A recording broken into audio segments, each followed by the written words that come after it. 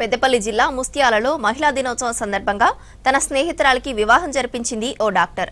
తండ్రి లేని అమ్మాయికి ఏపీ కదిరికి చెందిన డాక్టర్ శ్రీదేవి దగ్గరుండి పెళ్లి చేసింది. ముస్తియాలకు చెందిన గీతాంజలికి డాక్టర్ శ్రీదేవికి సోషల్ మీడియాలో పరిచయం ఏర్పడింది. వారిద్దరి మధ్య స్నేహబంధం బలపడింది. కొద్ది రోజుల క్రితం గీతాంజలి తండ్రి చనిపోవడంతో అంతా తానే డాక్టర్ శ్రీదేవి తమ బృందంతో దగ్గరుండి వివాహ తంతు జరిపించారు. మహిళా దినోత్సవం రోజున అన్ని తామే గీతాంజలికి పెళ్లి జరిపించడం ఆనందంగా ఉందని డాక్టర్ శ్రీదేవి తెలిపారు.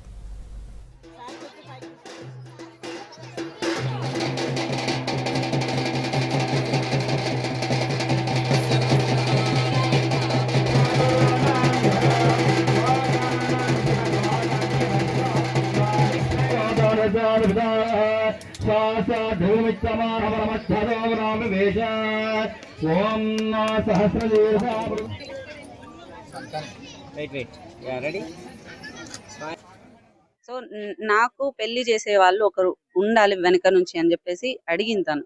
ఆ టైంలో చాలా కాంప్లికేషన్స్ అట్లా ఉండే. సో 1 year పట్టింది టైం తనకు అంతా అడ్జస్ట్ కావడానికి కూడా. సో ఇప్పుడు పెళ్లి ఫిక్స్ అయింది సడన్ గా ఒక 1.5 month బ్యాక్.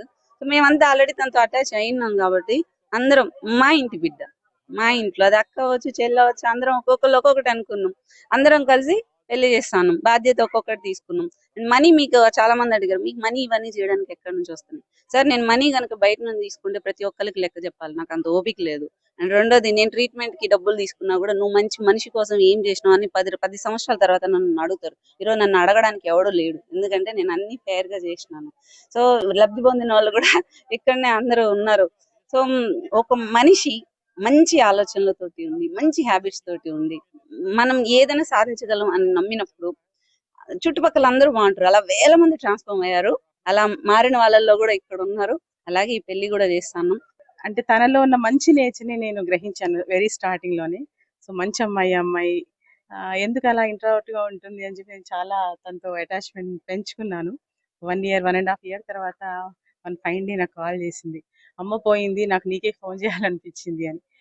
ఆ రోజు అనిపించింది అంటే మనసులో ఒక మనిషి మనం ఎంత దూరం పెడుతున్నా కూడా మనం వాళ్ళకి ఇచ్చే ప్రేమను ఆపకుండా ఉంటే ఆటోమేటిక్గా వాళ్ళు మన దగ్గరకు వస్తారు. ప్రేమకి ఒక హద్దు అనేది ఉండదని అనిపించింది.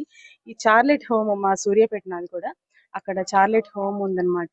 ఆ ఫండ్స్ అవి లేవు, డేవిడ్ అంకుల్ అని అవి రన్ చేస్తున్నారు.